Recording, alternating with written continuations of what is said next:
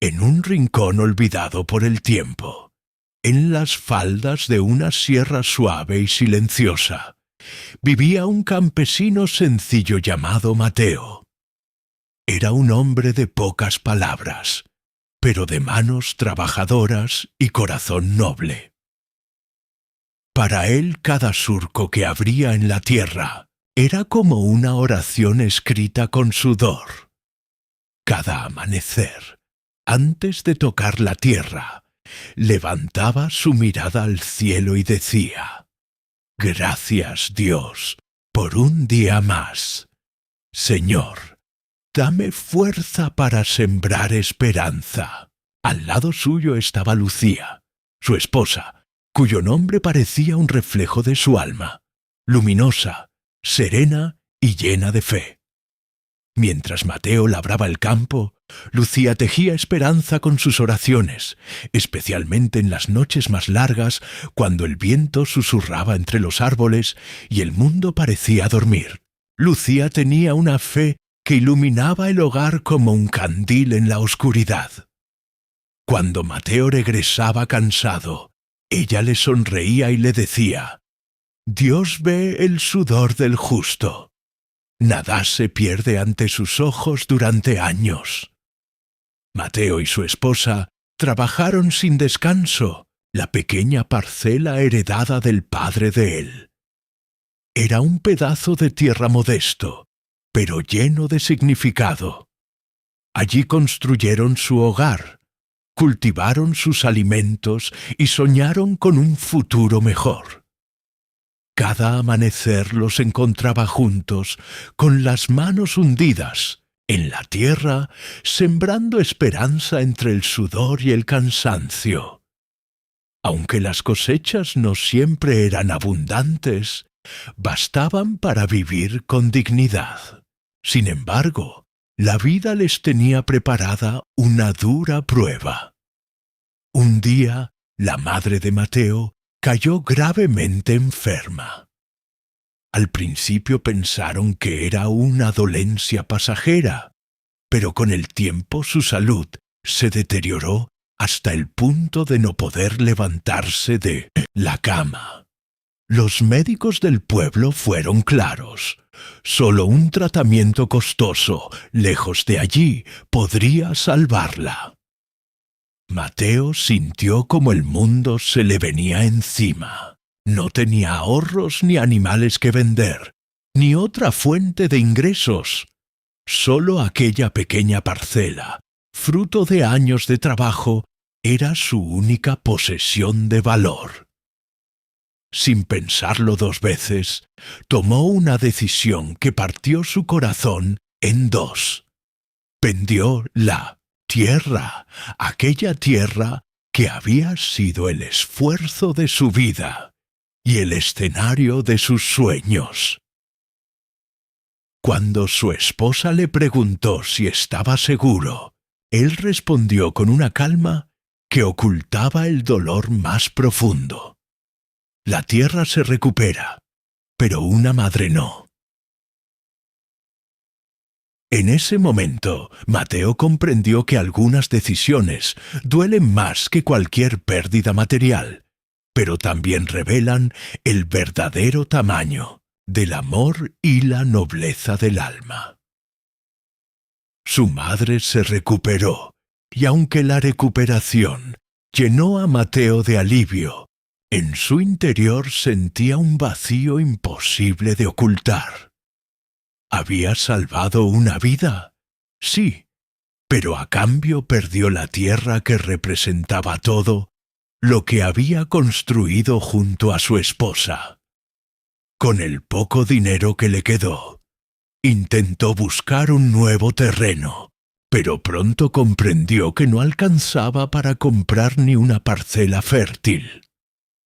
Desesperado, comenzó a explorar opciones que nadie consideraba posibles, hasta que sus pasos lo llevaron al extremo norte del pueblo, donde se extendía un paraje olvidado. Por el tiempo, esa zona era conocida entre los aldeanos como la tierra un lugar que todos evitaban con recelo. El suelo era seco, cubierto de piedras y vetas de sal que lo hacían estéril.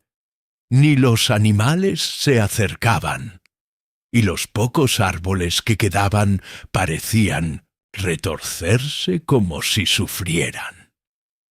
Los más ancianos decían que allí habitaban espíritus antiguos castigados por los dioses, y que cualquiera que osara trabajar esa tierra sería alcanzado por la desgracia. Cuando Mateo comentó su decisión de invertir el dinero restante en ese terreno maldito, el pueblo entero estalló en burlas. Lo llamaron loco, necio, desesperado. «Nada crece ahí», le decían entre risas. Mateo el loco compró un desierto y lo llamó Esperanza. Y el más rico del pueblo, don Ramiro, le gritó frente a todos: «Vendiste tierra buena para quedarte con tierra muerta. Dios se apiade de ti». Pero él, con una mezcla de fe y terquedad, respondió con serenidad: «Entonces será el lugar perfecto para empezar de nuevo. Dios proveerá». Y así, mientras los demás lo señalaban con incredulidad, Mateo caminó hacia ese pedazo de tierra, dispuesto a desafiar el destino con sus propias manos.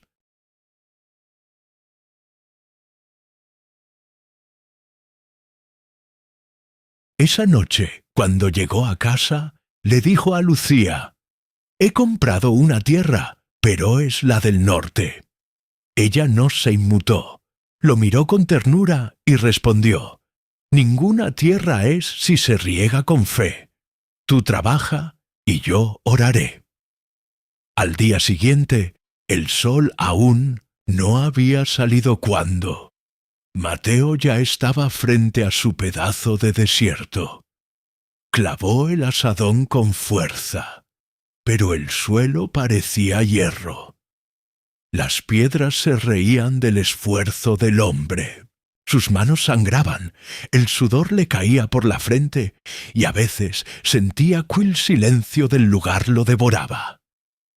Sin embargo, cada golpe iba acompañado de una oración muda: «No me abandones, Señor, que mi esfuerzo sea semilla, aunque no vea el fruto». Los días se convirtieron en semanas y el rumor del pueblo se volvió una burla constante. Cada tarde, cuando el sol descendía tras los montes y el aire se llenaba del polvo del camino, don Ramiro y otros campesinos pasaban frente a la parcela donde Mateo cavaba en silencio. Se detenían a observarlo, apoyados en sus asadones con sonrisas irónicas y palabras afiladas. «Ya floreció el milagro, Mateo», gritaba don Ramiro entre carcajadas. «Cuéntanos cuándo broten las espinas de oro para venir todos a recogerlas». Las risas resonaban entre las piedras, pero Mateo no levantaba la mirada. Continuaba removiendo la tierra dura con sus manos ásperas, con la paciencia de quien conversa con el suelo mismo. Cuando el bullicio se calmaba, levantaba la vista y respondía con serenidad, sin rencor ni enojo: «No busco oro, don Ramiro. Yo solo quiero ver si esta tierra como el hombre puede volver a tener vida después del abandono. Y si aún en medio de la maldición renace la bendición del cielo». Los hombres se miraban entre sí sin saber si reír o callar, y terminaban alejándose con comentarios entre dientes. Pero Mateo no se inmutaba. Cada día regresaba al mismo lugar, alzando plegarias silenciosas, mientras sembraba las pocas semillas que había podido conseguir. Regaba con lo poco de agua que lograba llevar en cántaros desde el arroyo distante. Y aunque el terreno seguía duro, él sentía que algo más profundo estaba ocurriendo, que la tierra lo observaba, que lo probaba, que quería ver hasta dónde llegaba su fe. Por las noches, exhausto, se sentaba frente al terreno iluminado por la luna. A veces sus manos temblaban, pero su corazón permanecía firme. Sabía que Leif no siempre se mide por los resultados visibles, sino por la perseverancia en medio del desierto. Mientras tanto, Lucía en la casa libraba su propia batalla en silencio. Cada noche, cuando el viento soplaba entre las rendijas y la menecenta luna se asomaba por la ventana, ella extendía su vieja manta de oración sobre el suelo. Aquella manta, desgastada por los años y por las lágrimas, se arrodillaba sobre ella con las manos temblorosas y el corazón encendido de fe, y susurraba entre sollozos: «Oh Dios Todopoderoso, tú que haces brotar vida del polvo, haz que el esfuerzo de mi esposo no sea en vano. Dale a su cansancio un propósito y a nuestra fe una respuesta. No dejes que el corazón de un hombre justo se marchite en la espera». Sus palabras se perdían en el silencio de la noche, pero parecía que el cielo mismo las escuchaba. Las lágrimas caían sobre la manta como semillas invisibles, como si Lucía estuviera sembrando esperanza en un terreno mucho más profundo que la tierra, el alma. Una de esas noches, Mateo regresó antes de lo habitual.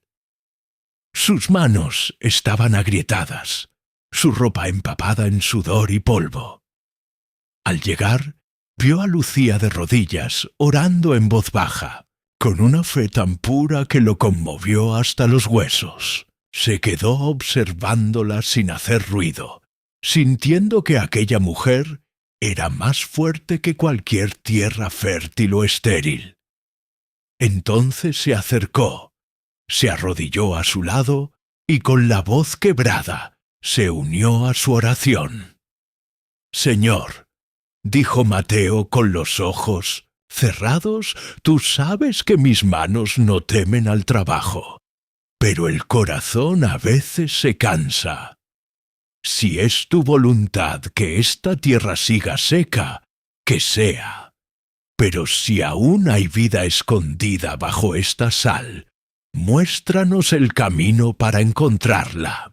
Y si no es en la tierra, que florezca al menos dentro de nosotros».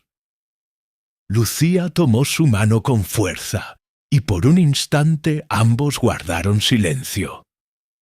No había respuestas, ni señales, ni milagros visibles. Pero en ese momento sintieron una paz profunda, como si una voz invisible les dijera que su fe no estaba siendo ignorada. Pasaron los meses y el sol seguía cayendo, implacable sobre aquella extensión de tierra muerta. No brotó ni una hoja, ni un tallo, ni una señal mínima de esperanza. Día tras día, Mateo veía cómo sus manos se volvían más duras y su espíritu más frágil.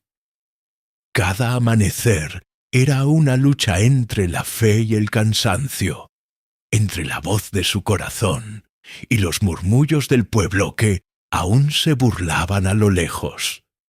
Una noche, al regresar del campo, sus pasos eran lentos, su mirada vacía se dejó caer en la puerta de la casa con el rostro cubierto de polvo y los ojos apagados.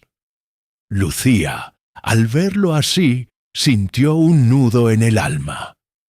Él la miró con un cansancio que no era solo físico, sino del alma. Ese cansancio que llega cuando uno da todo y aún así no ve fruto. Lucía murmuró con la voz quebrada: «Nos ha vencido esta tierra. He trabajado cada día, he rogado al cielo, he dado todo lo que soy, pero nada florece.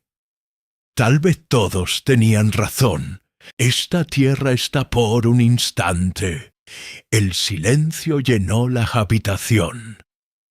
Lucía se acercó despacio con esa calma que solo tienen las mujeres que aman de verdad. Arrodilló frente a él y sin decir palabra puso su mano sobre su pecho, justo donde el corazón latía débilmente.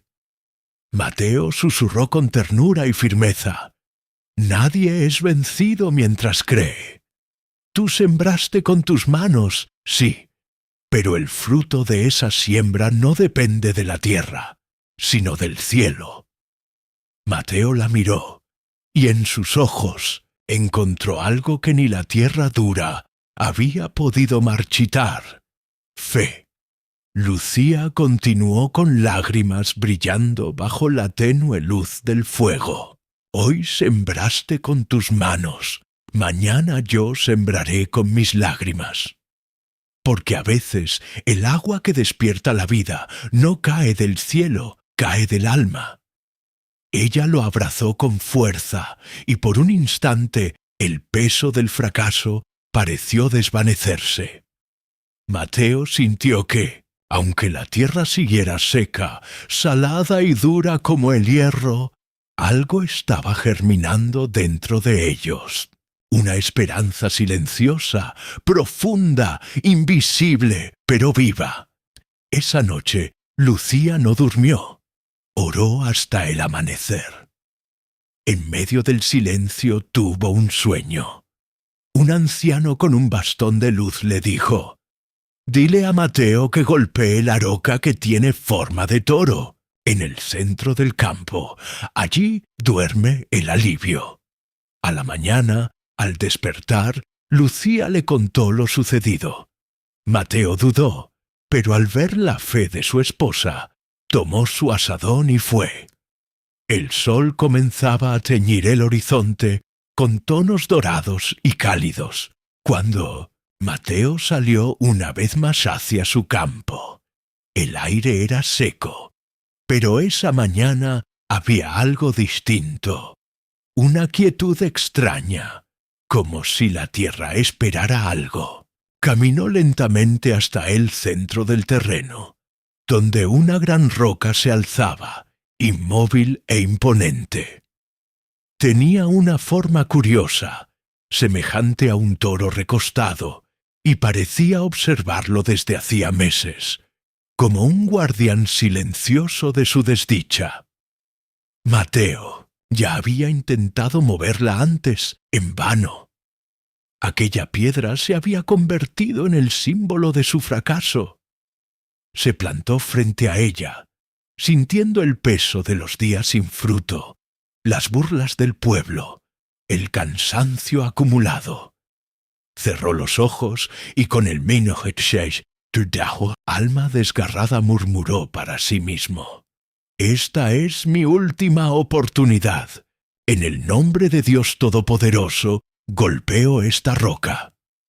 Tomó el asadón con ambas manos, respiró hondo y con todas las fuerzas que le quedaban. Fuerzas nacidas más del corazón que del cuerpo. Levantó el asadón y lo dejó caer con furia sobre la roca. Entonces el mundo pareció detenerse. Un sonido profundo, como un gemido antiguo, emergió desde las entrañas de la tierra. La roca tembló y ante sus ojos comenzó a resquebrajarse. Una línea luminosa la cruzó de lado a lado, hasta que con un estruendo seco se partió en dos. De su interior brotó algo imposible, un manantial de agua pura, tan brillante que parecía hecha de diamante líquido. El agua danzaba al caer, reflejando la luz del sol como miles de destellos celestiales. Fluía con fuerza, pero con suavidad, extendiéndose sobre la tierra dura y agrietada, donde antes sólo había sal y muerte. Ahora la vida despertaba. Las grietas se cerraban. El suelo absorbía cada gota como si bebiera esperanza, y en cuestión de segundos pequeños brotes verdes comenzaron a asomar, frágiles, pero llenos de promesa. Mateo cayó de rodillas, incapaz de contener las lágrimas. Sus manos temblaban al tocar aquella agua bendita, fresca, viva. Era como si la tierra, después de todo, no hubiera estado solo, esperaba ser amada con suficiente fe. Corrió hacia el pueblo con el corazón desbordado, gritando con todas sus fuerzas. El agua brotó agua en mi tierra. El desierto ha vuelto a vivir.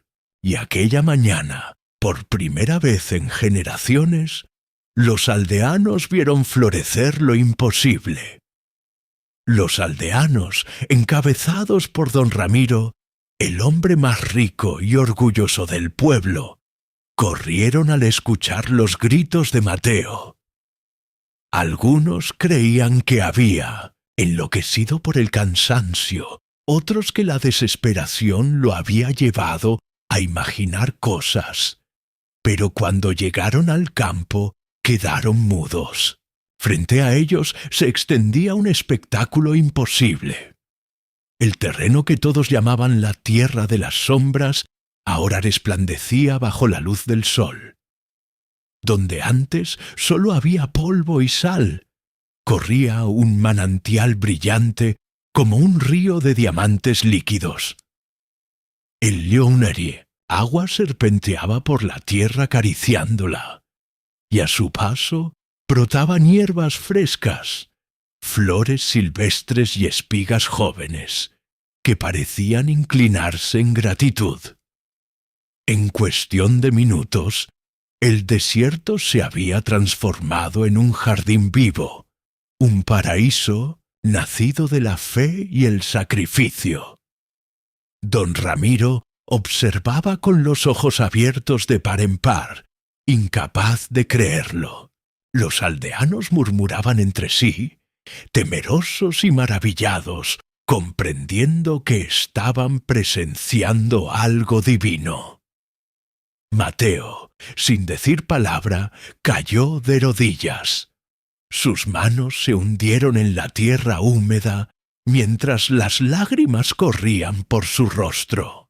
Levantó la vista al cielo y susurró con la voz quebrada: «No fue mi fuerza, Señor, fue tu misericordia». Bebió del manantial, y en cuanto el agua tocó sus labios, sintió una paz inmensa recorrer su cuerpo, disipando todo el cansancio y la tristeza acumulada.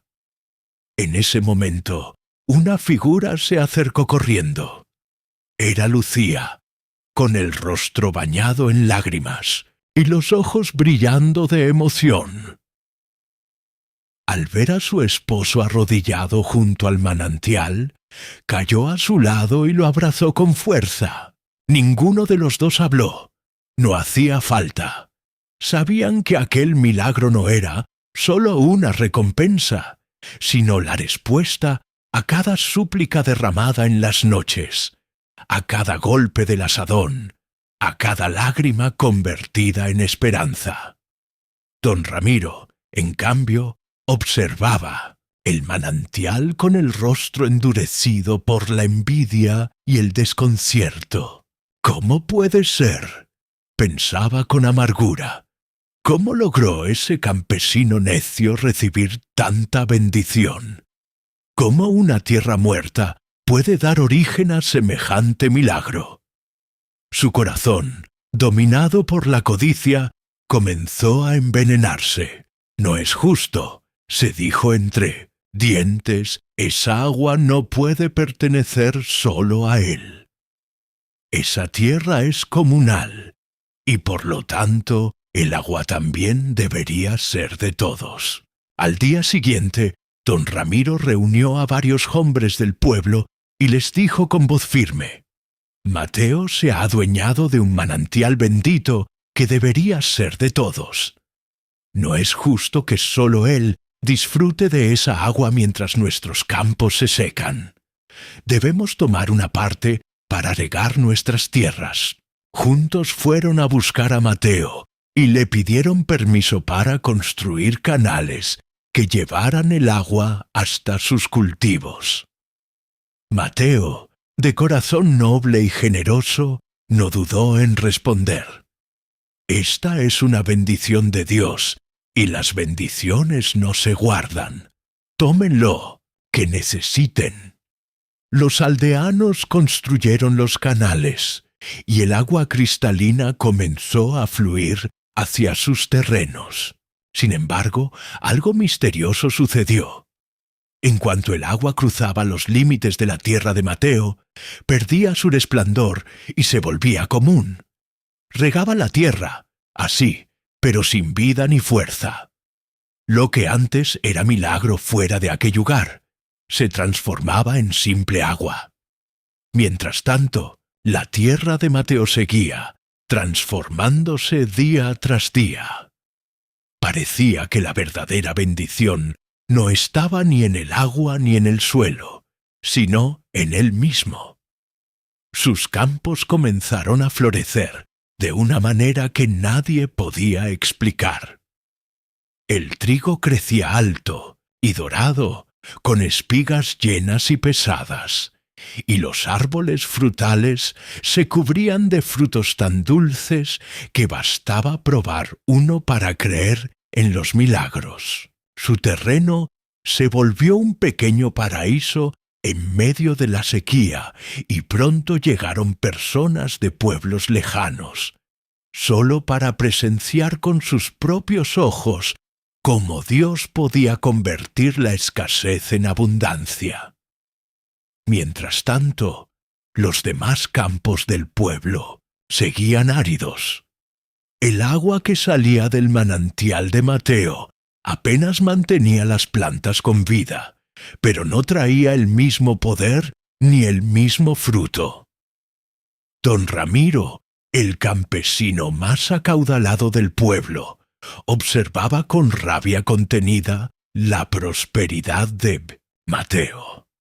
No lograba comprender cómo aquel hombre humilde había conseguido tal bendición.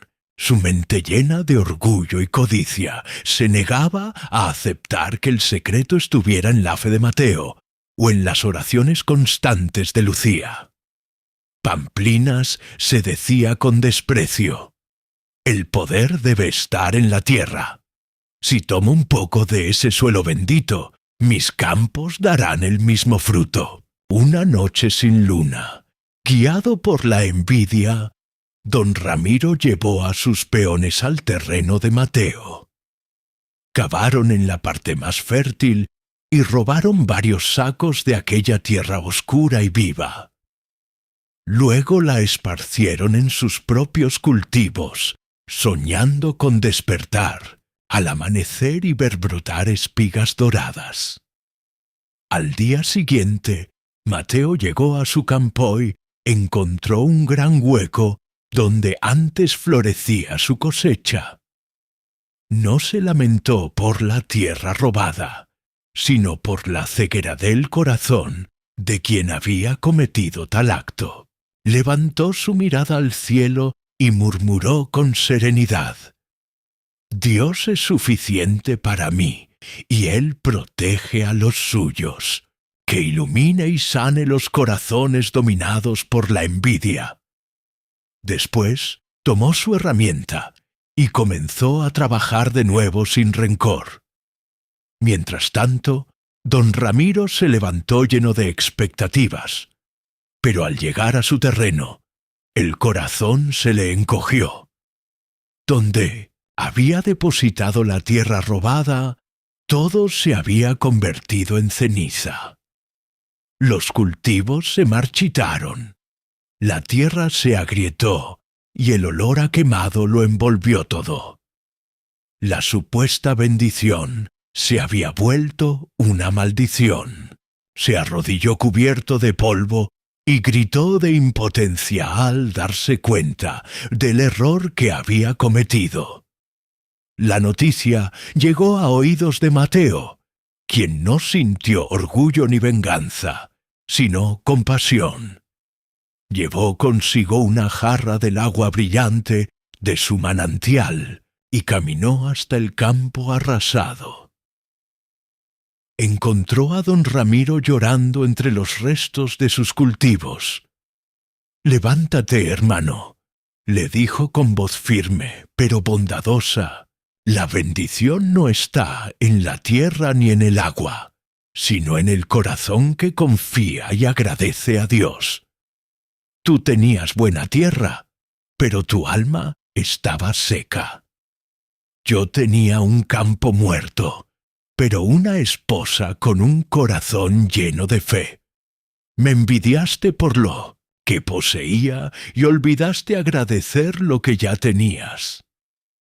Entonces Mateo derramó un poco del agua sobre la tierra de don Ramiro, y ante los ojos de todos una pequeña planta verde emergió. Era el símbolo del perdón, de la esperanza y de la misericordia que nunca se apaga. Don Ramiro, con lágrimas sinceras, pidió perdón y cambió su vida. Desde ese día trabajó con humildad y aprendió de Mateo el valor de la paciencia y la fe. Dios siguió bendiciendo la tierra de Mateo y Lucía, y ellos compartieron su abundancia con todo el pueblo. Su historia se volvió una enseñanza eterna, que el trabajo con las manos y la fe en el corazón son las verdaderas semillas de cualquier paraíso en la tierra.